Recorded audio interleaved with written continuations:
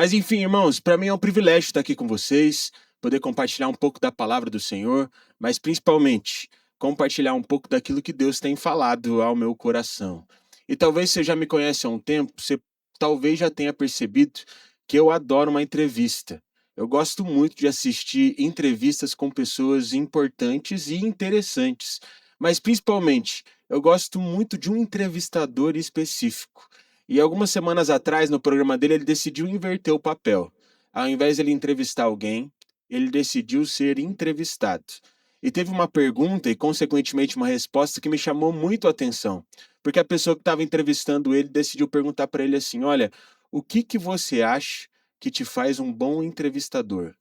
O que que você pensa que você tem de diferente que faz com que as pessoas respondam as perguntas que você faz de uma forma tão sincera e tão honesta? E naquele momento eu estava esperando que ele ia compartilhar alguma estratégia, alguma coisa muito diferente. Mas sabe qual foi a resposta dele? Ele disse: Eu suporto o silêncio. E a pessoa que estava conversando com ele diz assim: O que que você quis dizer com isso? Normalmente, quando a pessoa está entrevistando alguém, ela faz uma pergunta e aquela pessoa responde uma coisa bem curta. E ela fica com medo do silêncio e começa a falar em cima daquela pessoa. Eu não. Eu suporto aquele silêncio que muitas vezes parece ser constrangedor, difícil de aguentar. E é bem nesse momento que a pessoa que está sendo entrevistada se sente confortável. E é nessas horas que eu consigo pescar dessas pessoas as maiores pérolas. Então eu acho que o que me faz ser um bom entrevistador é o fato de suportar o silêncio. E sabe o que eu tenho percebido a partir disso?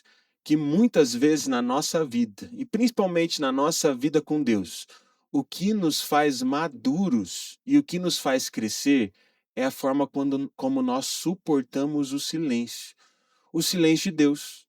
Quando Deus não faz aquilo que a gente queria que Ele fizesse, quando Deus não responde às nossas orações, quando parece que a gente não tem as respostas que a gente queria. Sabe o que faz a gente crescer com Jesus? Sabe o que faz a gente se tornar cada vez mais maduro? Quando a gente suporta o silêncio de Deus, consciente de que Ele continua nos amando. E é justamente sobre isso que eu quero conversar com você nessa manhã, sobre como lidar com o silêncio de Deus. Por isso, se você puder e quiser, eu queria te convidar a abrir sua Bíblia no livro de Isaías, capítulo de número 57. Nós vamos ler do verso número 10 ao verso de número 13. Isaías, capítulo de número 57, do verso de número 10 ao verso de número 13. Eu vou ler a palavra de Deus na versão NVI. Por isso, se você tiver com o seu aplicativo e conseguir mudar, você vai conseguir acompanhar essa leitura melhor junto comigo. Isaías, capítulo de número 57, versículo de número 10 ao versículo de número 13, onde a palavra do Senhor vai dizer assim para nós: Você se cansou com todos os seus caminhos, mas não quis dizer não há esperança. Você recuperou as forças e por isso não esmoreceu. De quem você teve tanto medo e tremor, ao ponto de agir com falsidade para comigo? Não se lembrar de mim e não ponderar isso em seu coração? Não será porque há muito tempo estou calado que você não me teme? Sua retidão e sua justiça exporei, e elas não a beneficiarão. Quando você clamar por ajuda, que a sua coleção de ídolos a salve. O vento levará todos eles, um simples sopro os arrebentará. Mas o homem que faz de mim o seu refúgio receberá a terra por herança e possuirá o meu santo monte. Irmãos, eu não sei você, mas eu gosto muito do livro de Isaías. Eu comecei a gostar ainda mais quando eu percebi o contexto em que esse texto estava inserido. O povo de Israel estava passando por um momento de rebeldia. Eles conheciam a Deus, eles conheciam a palavra de Deus, mas eles não queriam obedecer. E por isso eles estavam perecendo cada vez mais. Eles não estavam vivendo os planos de Deus para a vida deles. E é nesse momento que Deus levanta um profeta. E esse profeta é Isaías. Isaías é um profeta que hoje, quando a gente lê, a gente acha muito bonito. Mas quando a gente se põe no lugar daquele povo, Isaías fala coisas que não eram muito fáceis de serem ouvidas. E uma coisa que a gente percebe é que Isaías queria deixar claro para aquele povo que parecia que Deus estava em silêncio, que parecia que Deus não estava se movendo, que parecia que Deus não estava se importando, não porque Deus é ruim, Não porque Deus não amava aquele povo, mas porque aquele povo deixou de estar atento e de buscar a voz de Deus. Nos 40 primeiros capítulos de Isaías, meu irmão, é só bufetada, é só tapa na cara. Quando a gente lê, a gente até vai para trás. Mas, ao mesmo tempo, depois, Isaías começa a dizer palavras de esperança. E nesse momento aqui, Deus está falando através da vida de Isaías, de que ele permaneceu muito tempo em silêncio, porque aquele povo tinha deixado de buscar o Senhor. Porque aquele povo tinha parado de buscar o Senhor como seu lugar de habitação, de que aquele povo tinha se entregado aos seus caminhos, aos seus ídolos, e mesmo assim não reconheciam que não havia esperança nesses caminhos, ao invés de seguirem os caminhos do Senhor. Deus deixa bem claro através de Isaías aqui: eu não estava em silêncio. Eram vocês que não estavam dispostos a me escutar. E esse texto me ensina algo muito poderoso sobre o silêncio de Deus. É de que na maioria das vezes não é um silêncio da parte do Senhor, mas a nossa teimosia. Olha o que Isaías vai dizer lá no versículo de número 10. Vocês se cansou de todos os seus caminhos e não quis dizer não há esperança. Aquele povo estava tentando viver do jeito deles, fazendo as coisas como eles pensavam, como eles imaginavam, e estavam só quebrando a cara. Mas eles não reconheceram que naquele lugar ali não tinha esperança. Eles não reconheceram de que eles precisavam de Deus. Deus estava querendo falar com eles, mas eles decidiram ser teimosos. Muitas vezes, meus irmãos, Deus ele decide se calar, porque nós insistimos em não ouvir e decidimos seguir a nossa própria voz. Já parou para pensar no seu caso? Quando que você decide se calar em relação a alguém? Quando que você decide parar de dar conselho para uma pessoa? Quando você decide parar de ajudar essa pessoa? Normalmente é porque essa pessoa está sendo teimosa. Normalmente é porque essa pessoa pede conselho, mas não faz o que você falou para ela fazer. Normalmente é porque essa pessoa fica reclamando do mesmo problema, mas não faz o que é necessário para resolver o mesmo problema. E, meu irmão, com Deus é a mesma coisa. Eu nunca esqueço uma vez de um menino que eu discipulava. E a vida dele era a famosa montanha-russa. Ela tinha muitos altos e baixos. E toda vez que ele estava numa baixa, ele me procurava falando que ele precisava de discipulado. Eu nunca esqueço a primeira vez que ele apareceu. Ele falou assim: Juninho, eu preciso da tua ajuda, meu irmão. Tá tudo dando errado na minha vida. Essa semana eu fui demitido. Todos os problemas lá estão acontecendo na minha vida e a minha namorada decidiu terminar comigo. Eu estou entendendo que a minha vida está toda errada e que eu preciso de Jesus. Eu falei, glória a Deus por isso. Vamos começar a caminhar então. Meu irmão, naquelas 2 primeiras semanas, aquele menino ia no discipulado todas as vezes, compartilhava os testemunhos, o que Deus estava falando com ele, lia a Bíblia todos os dias e em todos os cultos possíveis. Ele estava muito animado, mas as semanas foram passando e ele conseguiu um emprego. Ele começou a falar: olha a bênção que Deus me deu, agora eu tenho meu emprego. Mas ao mesmo tempo, quando ele conseguiu o emprego, ele não estava mais com problema financeiro. E ele deixou de ficar um pouco interessado nos cultos da igreja. Ele deixou de estar interessado no discipulado, me dava um gelo de vez em quando, falava que ia e não aparecia. E aí até que Deus deu uma outra benção para ele, ele começou a namorar de novo. Aí, meu irmão, eu nunca mais vi ele. Mandava mensagem, ele não respondia. Tentava mandar oração, ele nem ligava. Até que passou uns 7 meses e ele veio: Juninho, preciso de você. Deu tudo errado na minha vida de novo. Fui demitido essa semana e aquela minha namorada que eu achei que era o amor da minha vida terminou comigo de novo. Eu preciso de um discipulado. E mais uma vez o mesmo processo. Quando ele conseguiu o emprego, ele parou de fazer aquilo que a gente estava combinando. Quando encontrou outra namorada, ele sumiu e não respondia mais. E na terceira vez, quando ele veio, meu irmão, eu vim pronto para responder firme, sabe? Sabe quando você vai e fala assim, rapaz, agora eu vou falar tudo que essa pessoa merece ouvir. E aí, quando eu estava digitando e estava no final e apertar o enviar lá no WhatsApp, Deus falou: é assim que eu me sinto com você. Eu falei, rapaz. Porque muitas vezes a gente vai no nosso lugar de oração e a gente fala, Deus, fala comigo. Só que daí Deus fala pra gente fazer coisas que não são aquilo que a gente queria. E aí o que acontece, a gente não faz. E quando dá errado, o que que a gente faz?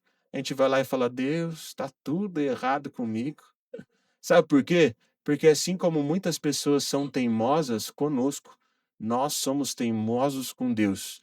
E aí não é que ansiedade, qualquer problema emocional, o evangelho vai te transformar. Vai. Mas você precisa decidir seguir os caminhos de Jesus para que isso aconteça. Sabe o que eu tenho percebido? É que muitas pessoas têm lidado com o evangelho como se ele fosse um livro que a gente compra e põe na nossa estante. E aí a gente grifa e quando a gente precisa, a gente puxa. E mais do que isso, aquele livro está lá no meio de tantos livros que formaram a nossa cabeça, que formaram a nossa mentalidade. E ao invés de colocar o evangelho como primordial, a gente coloca o evangelho no lugar onde ele se encaixa. Quando o evangelho é bonito para mim, aí eu encaixo ele aqui. Quando o evangelho é necessário, aí eu puxo ele. Mas, meu irmão, o evangelho não é um livro. O evangelho é um óculos. Um óculos que eu decido pôr porque eu percebi que eu vivia a vida de forma errada. Um óculos que me faz ver a minha vida, a vida do outro de uma outra forma, como Jesus vê. Um óculos que quando eu tiro, eu percebo que a minha visão está turva. Que eu não consigo viver mais sem ele. O evangelho, meu irmão, ele muda a forma como você vê as coisas, como você sente as coisas. E o evangelho só vai gerar uma transformação nas nossas vidas quando nós deixamos de ser teimosos. Entendemos assim, rapaz, eu preciso transformar os meus caminhos, para que então a voz de Deus se torne cada vez mais clara no meu coração. Meu irmão, enquanto você achar que Jesus é como esses coaches, esses mestres que estão por aí, você está perdido. Jesus não quer dizer palavras bonitas para você. Jesus quer te abraçar de tal forma que você deseje ser como ele é. E a partir disso, quando você desejar ser como ele é, o teu coração vai ficar atento à voz do Pai. E a voz do Pai vai ficar mais clara na sua vida. Muitas vezes, meus irmãos, não é silêncio da parte de Deus, mas é o nosso coração que não está alinhado com o coração dele. E aí fica impossível ouvir a voz do Pai. É muito interessante ver o que Isaías fala, o que Deus fala através de Isaías no versículo de número 11. Porque o profeta começa ali, através da inspiração divina, a dizer: de quem vocês têm tanto medo e temor a ponto de agirem com falsidade para comigo? Vocês nem mais se lembram de mim. E vocês nem ponderam mais isso no seu coração.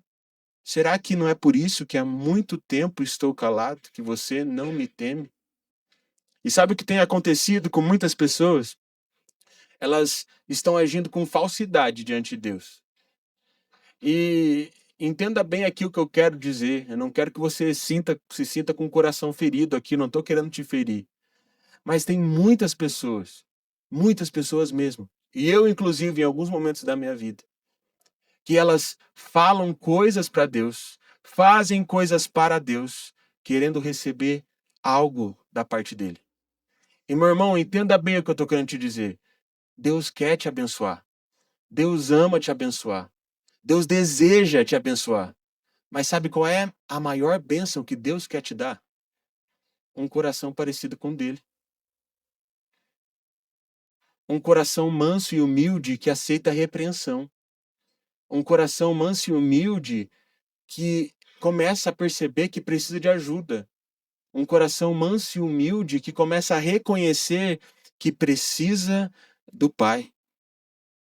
Para ouvirmos a voz de Deus, nós precisamos entender de que no final das contas, não é sobre a gente ficar tentando convencer o Senhor a fazer ou dizer aquilo que nós desejamos, mas sim alinhar a nossa vida para o que Ele deseja para nós. E quando a gente faz esse alinhamento, quando a gente tem esse tipo de coração, meu irmão, a voz de Deus flui nas nossas vidas de uma forma que é incrível. Há um tempo atrás eu estava vendo um podcast com um missionário na Europa. E ele está num país que é muito desafiador, onde as pessoas estão vivendo um mundo pós-cristão, onde as pessoas já ouviram falar sobre o cristianismo, mas ao mesmo tempo elas não acreditam naquilo. Elas não acham que seguir a Jesus realmente vai gerar uma transformação na vida dessas pessoas. Esse missionário, ele está lá tentando plantar uma igreja. Ele já está lá há mais de 7 anos. E ele estava dizendo que para ele no início era muito difícil, porque ele estava acostumado a viver com pessoas que estavam dentro da igreja.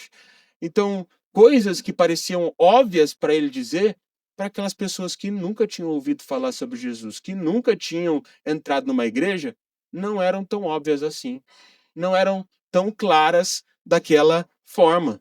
E ele começava a ficar cada vez mais ansioso, porque ele queria falar para as pessoas aquilo que era errado. Como, por exemplo, confessar pecados. Para eles era um absurdo. Como que eu vou abrir meu coração dessa forma e falar que eu estou errado? Eu não preciso da ajuda de outra pessoa. Por que que Deus vai me abençoar se eu abrir o coração para outra pessoa para que então aquele problema seja resolvido na minha vida? Coisas simples como, por exemplo, o dízimo. Quando falava sobre dízimo naquele grupo pequeno, todo mundo ficava revoltado. Falar, então eu tenho que dar 10% para Deus me abençoar. Era uma coisa muito básica.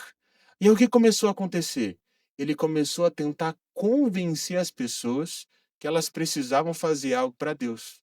E sabe o que aconteceu? Ele começou a adoecer. E o negócio foi ficando tão difícil que eles decidiram então mandar um missionário um pouco mais experiente para ficar 2 meses auxiliando ele ali naquele lugar. E eles começaram a conversar. E todas as vezes aquele missionário reclamava para aquele que era mais experiente, estava dizendo assim: ah, não, esse povo aqui não quer ouvir o que eu falo. Eu tento convencer eles de alguma coisa, eu tento falar o que eles precisam fazer, eu tento falar o que eles precisam dizer, mas ao mesmo tempo eles não mudam.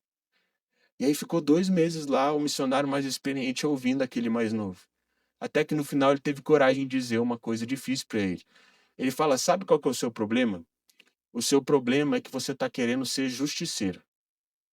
E Deus não tem justiceiros. Deus só tem justificados. Você está tentando convencer as pessoas a fazerem algo. Isso é o papel de um justiceiro. Mas sabe o que o justificado faz? O justificado ele está tão firme em Deus e na graça de Deus que a vida dele é o exemplo. Que a vida dele se torna algo tão bonito de ser visto que as pessoas falam: o que que você faz para ser desse jeito? E aí você não precisou convencer ninguém. Porque através da justificação que Deus fez na sua vida, as pessoas querem o mesmo que você tem. E sabe o que acontece com a gente? Muitas vezes a gente está querendo ser justiceiro, ao invés de ser justificado. A gente está falando: Deus, eu mereço que você faça tal coisa na minha família. Eu mereço que o Senhor abençoe lá os meus negócios. Eu mereço que o Senhor derrame de bênçãos no meu viver nesse momento, porque olha tudo que eu tenho feito. Meu irmão, isso é coisa de justiceiro. Cansa esse discurso. Mas sabe o que o justificado faz? Ele entende que ele não é nada, que ele não merecia nada, que ele não é tão bom quanto ele acha. E ele abre o coração para Deus, e a graça de Deus opera na vida dele. E ele nem entende direito o que está acontecendo, mas Deus vai transformando a vida dele, não porque Deus está fazendo algo ou dando algo para ele, mas sim porque Deus está alinhando o seu coração. Já caminhou com alguém assim? Meu irmão, é uma bênção. Eu quero ser um justificado. Tudo fica tão mais leve, tudo fica tão bonito. Ele não precisa provar nada para ninguém, ele não precisa convencer ninguém de nada, porque ele está tão seguro em Jesus. O que Deus quer fazer no nosso coração é de que essa justificação gere algo tão poderoso dentro das nossas vidas que a gente deseje mais, mais dele. E quando o coração está alinhado, a voz de Deus ela se torna cada vez mais clara. Ouvir a voz de Deus não é a gente receber o retorno dele que a gente esperava, mas sim construir uma vida a partir daquilo que ele já disse. E quando a gente para de tentar fazer com que Deus fale algo grandioso de uma forma grandiosa para nós, e a gente simplesmente mira em Jesus e passa a desejar ser como ele, meu irmão, a gente entende que Deus fala conosco em todos os momentos, se nós estamos desejando alinhar o nosso coração com o coração do Pai. Essa semana eu estava vendo uma entrevista com um homem que eu achei sensacional. Ele trabalha no mesmo ramo já tem 40 anos, mas tem um problema. Ele já quebrou 6 vezes. E hoje a empresa dele é uma das maiores no ramo dele do Brasil. E aí a pessoa que estava entrevistando, trocando uma ideia com ele, perguntou: o que que você acha que você fez diferente para mesmo tendo quebrado 5 vezes, na última vez você conseguir ser próspero. Porque, rapaz, tem que ter muita resiliência para você falir 5 empresas e continuar tentando e continuar fazendo as coisas, e só na última dar certo assim. E aí aquele rapaz, ele deu uma resposta na lata. Ele nem precisou parar para pensar em relação à resposta. Ele disse assim: "Olha, todas as 5 vezes que eu fali, eu perdi todo o meu dinheiro, mas eu nunca perdi a minha credibilidade. Eu perdi tudo que eu tinha, mas o que os meus fornecedores ouviam da minha boca era sempre a verdade, nunca mentira. Eu perdi tudo aquilo que eu tinha, mas eu nunca colocava a culpa nos outros. Eu ia lá no meu fornecedor e eu falava que a culpa era minha. Todas as vezes que eu quebrava a cara e que eu fazia algo errado, eu permanecia sendo honesto e não tentava fazer as coisas de uma forma que não era boa, de acordo com a visão de Deus. Sabe por que eu consegui ser próspero só na sexta vez?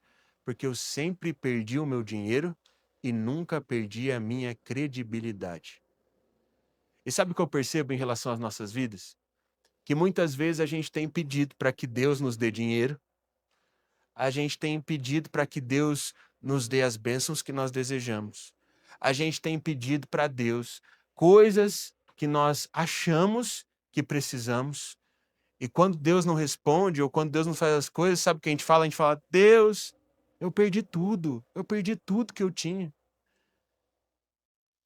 E aí a gente pensa que o que é mais valioso para nós diante de Deus é aquilo que a gente tinha, ou aquilo que a gente achava que a gente tinha que ter, ou aquilo que a gente achava que foi Ele que nos deu. Mas sabe o que Deus fica mais preocupado quando a gente perde? É a nossa credibilidade em relação a Ele.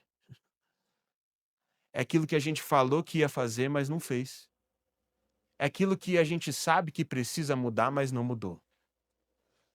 É aquele sentimento, aquela ação, aquele mesmo ciclo que não se quebra. Não porque Deus não está falando, mas porque a gente está vivendo como se Ele não tivesse falado algo que há muito tempo Ele já falou para a gente viver.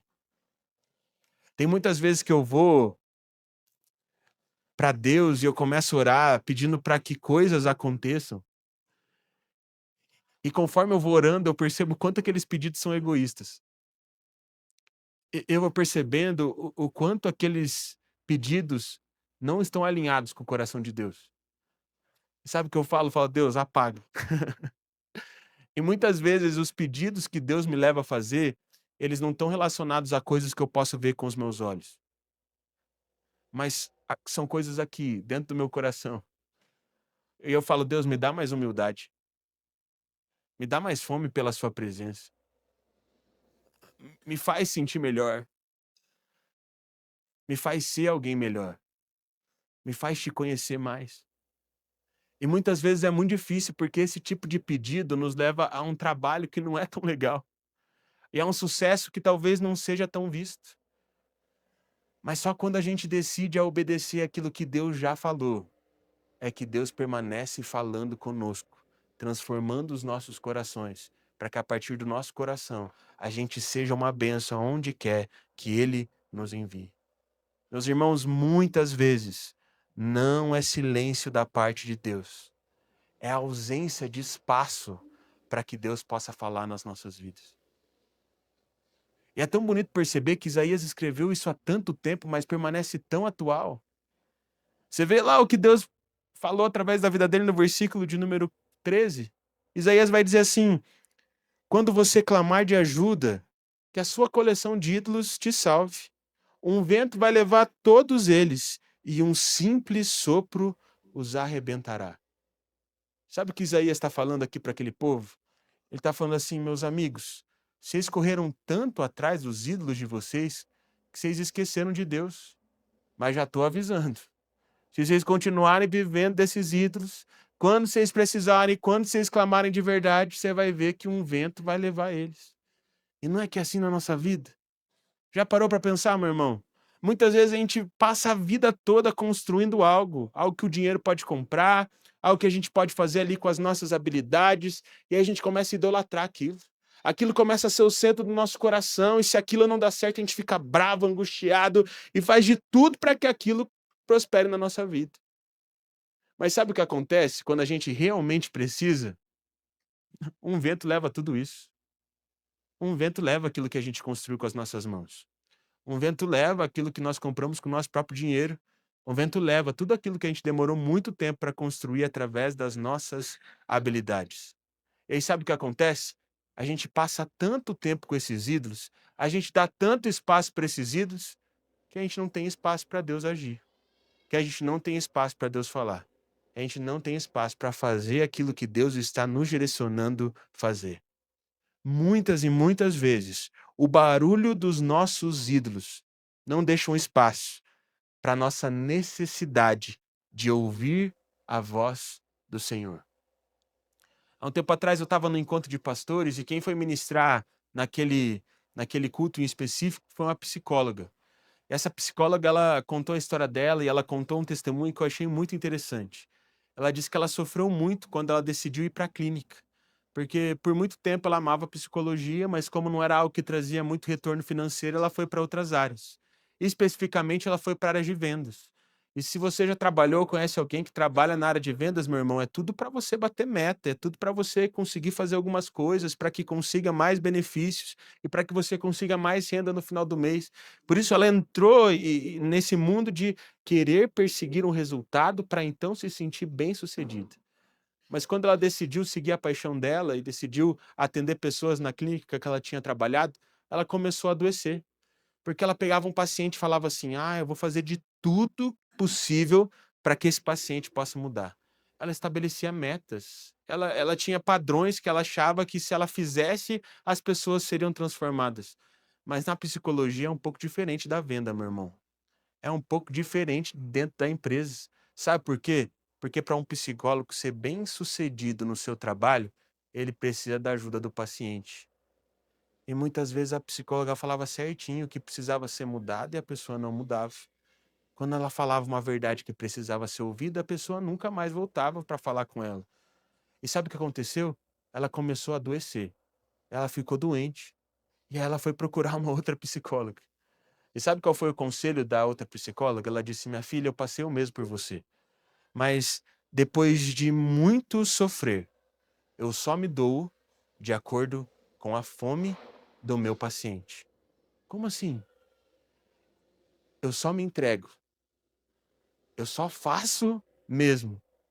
Eu só dou tudo de mim quando eu percebo que aquele paciente tem realmente fome para mudar.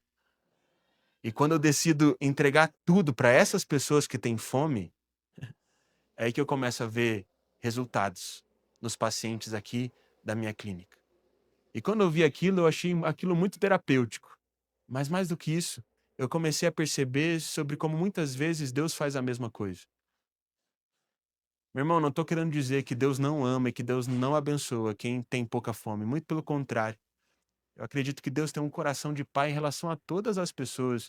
E mesmo aquelas que não retribuem esse amor, Deus continua as amando. Pelo amor de Deus, não muda o que eu falei para você.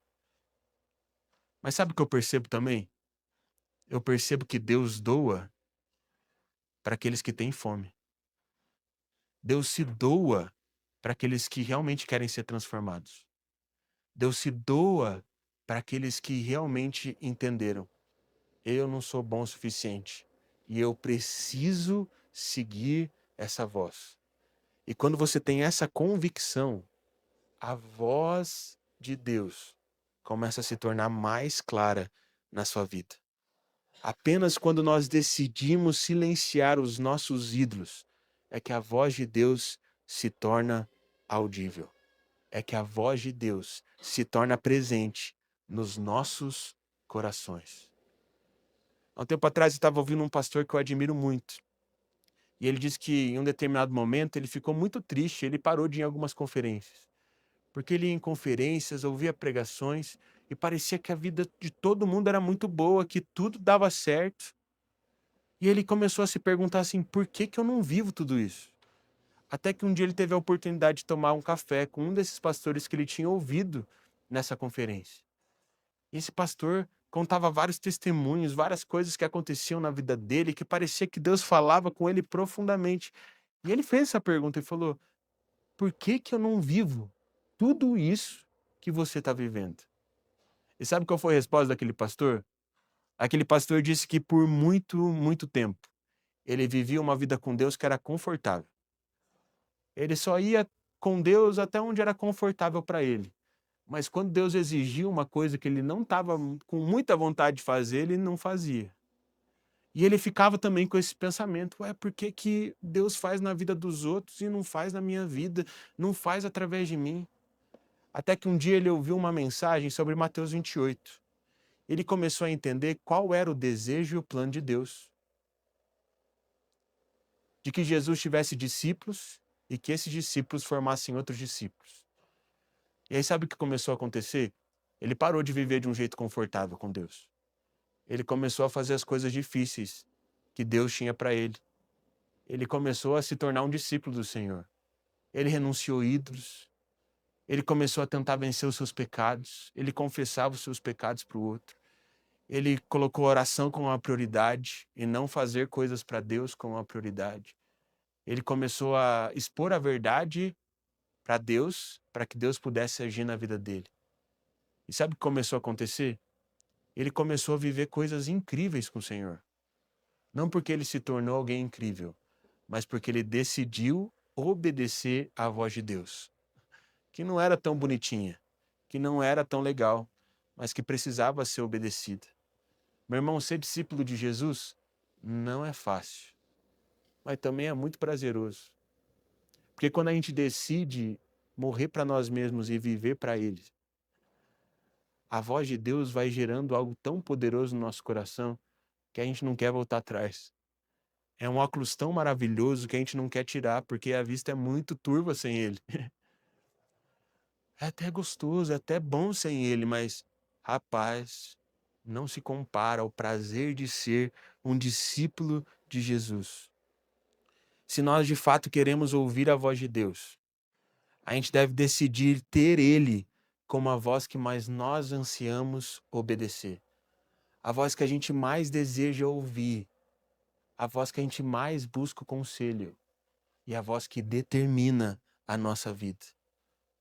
Eu acho tão bonita a forma como Isaías finaliza esse momento e esses versículos, porque depois de dar no meio do povo e dizer que o povo não estava obedecendo, que Deus estava em silêncio porque eles estavam distantes, que Deus não estava falando com eles por conta da rebeldia deles, ele termina com esse versículo de número 14 que eu acho lindo demais. Olha o que Deus diz através da vida de Isaías. Mas o homem que faz de mim o seu refúgio receberá a terra por herança e possuirá o meu santo monte. Meu irmão, talvez hoje você ouviu e você recebeu uma bufetada, não era a minha intenção, mas talvez você possa ter se sentido assim. Mas eu falei tudo isso para te dizer uma coisa, dizer algo que muitas vezes eu preciso dizer para mim mesmo. O homem que faz de Deus o seu refúgio recebe a terra por herança e vai possuir o santo monte do Senhor. E quando a gente tem isso de verdade, a gente não quer mais nada não. Porque as outras coisas vão perdendo o sabor. E quando a gente passa a ter fome por isso, a fome aumenta cada vez mais. E a gente deseja cada vez mais estar ouvindo aquela voz e seguir aquela direção. Só que para isso a gente precisa ter fome no nosso coração, para de fato nos colocarmos diante de Deus e ouvirmos a voz dele. Tem um pastor que eu sou apaixonado pela forma como ele faz as coisas. E apaixonado pela forma como ele vive uma vida humilde, mesmo podendo viver uma vida que seria muito mais confortável. E algum tempo atrás eu tive a experiência de poder ficar com umas 20 pessoas na sala e ele respondendo as nossas perguntas. E teve um menino em específico que decidiu perguntar uma coisa para ele. Ele disse assim: olha, por que que há 20 anos atrás o senhor viajava tanto pelo Brasil, nas nações, e agora o senhor decidiu parar de viajar, o senhor não está fazendo as coisas mais? E naquele momento todo mundo estava achando: olha, eu fui ficando velho, eu fui parando de viajar, foi ficando mais difícil, foi ficando mais complicado. Mas sabe qual foi a resposta dele? Ele disse que muitas vezes ele entrava num avião, ele viajava 12 horas. As pessoas pagavam a passagem, o hotel e comida para ele. E ele chegava naquele lugar e as pessoas não tinham fome. E aí as pessoas sem fome estavam esperando que ele ia fazer alguma coisa para que aquela igreja fosse transformada. Mas ele falava assim, rapaz, eu não consigo fazer algo aqui se vocês não têm fome de Deus. E da mesma forma ele falava que tinha muitas vezes que ele pegava 12 horas de voo. As pessoas pagavam o hotel, a passagem e a comida. E ele chegava naquele lugar e aquela igreja tinha tanta fome, mas tanta fome de Deus, que ele se sentia desnecessário. Ele falava assim, rapaz, por que vocês pagaram tudo isso para mim, sendo que vocês já têm tudo que mais importa, que é a presença e a fome de Deus? E aí eu parei de viajar, porque eu entendi que eu não era necessário. O que era necessário mesmo era a fome. E talvez na sua vida com Deus você fale assim, eu queria ter experiências com o Senhor como aquelas pessoas têm. Eu queria ouvir a voz de Deus de uma forma tão bonita como aquelas pessoas ouvem. Eu acho que eu vou lá para a igreja delas. Eu acho que eu vou fazer o curso que elas têm lá no Instagram. Eu acho que eu vou viver isso aí. Mas sabe o que eu tenho percebido, irmãos? Que o que realmente muda a nossa vida não são as outras pessoas, mas é a nossa fome. Porque quando a gente tem fome, a gente ouve. Quando a gente tem fome, a gente obedece. Quando a gente tem fome, a gente permanece. E só assim a gente consegue perceber o agir de Deus nas nossas vidas. Por isso, nesse momento, eu queria que você ficasse de pé no seu lugar.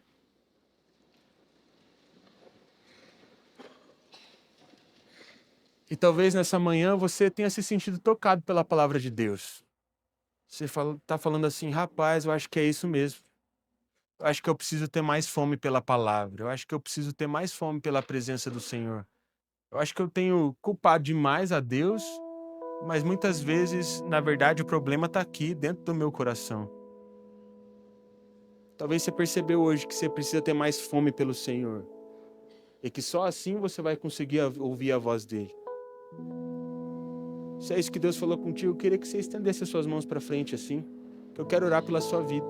Amém. Glória a Deus. Que benção. Deus te abençoe. É uma oração que eu faço todo dia. Porque, meu irmão, a gente precisa de fome. E só quando a gente tem fome por Ele é que Ele nos sacia. Por isso, nesse momento, eu vou orar por você, mas antes eu quero que você tenha a oportunidade de falar com Deus. Feche o seu olho. Fala para Ele como essa mensagem te fez se sentir. Fala para Ele que você deseja ter mais fome pela presença dEle. Fala para Ele que você sente que você necessita por mais de Deus. Renuncia os seus ídolos. Diz o que precisa ser melhorado e fala, Deus, me usa, me transforma. Eu quero viver isso, eu quero viver essa realidade. Porque eu não vou fazer nada aqui. O que vai transformar a sua vida é a sua fome. Senhor Jesus, nós te agradecemos, ó Pai. Te agradecemos porque não há nada mais precioso do que a sua presença, Senhor. Não há nada que a gente deseje mais, a não ser o Senhor falando conosco para que a gente possa ter a nossa vida transformada. E, Senhor, muitas vezes ler para nós esse texto é muito difícil, porque a gente percebe quantos ídolos nós temos. Nós percebemos o quanto nós não temos obedecido aquilo que o Senhor já falou. É muito difícil para a gente, Pai. Por isso, nesse momento, nós queremos te pedir perdão. Perdão pela nossa falta de fome. Perdão pela nossa falta de obediência. Perdão por não buscarmos o Senhor como deveríamos. Mas, ao mesmo tempo, como Isaías disse, há esperança para aqueles que decidam procurar refúgio em Ti. E por isso, nesse momento, Pai, nós queremos dizer que nós queremos ter o Senhor como refúgio. Nós queremos viver a partir da Sua presença e da Sua palavra. Nós queremos ter o nosso coração transformado e alinhado ao Seu. Nós queremos, nós estamos famintos e nós precisamos de Ti. Por isso, nesse momento eu oro, Espírito Santo, venha sobre cada irmão que está aqui nesse lugar. Venha com poder, venha com amor, Pai. Que o Seu vento fresco, Pai, possa tocar o coração dos meus irmãos. E que eles saiam daqui sedentos, não por uma estratégia, não por uma experiência em específico, mas que eles tenham fome e sede de Ti, Pai. Uma fome que é insaciável, uma fome que não pode sair do coração, uma fome que permanece, que é insistente. E que eles possam perseguir essa fome, para que em Ti eles sejam transformados, Pai. É isso que eu peço, Pai. Essa é a minha oração, esse é o desejo do meu coração, é isso que nós te pedimos. No nome do Senhor Jesus. Amém e amém.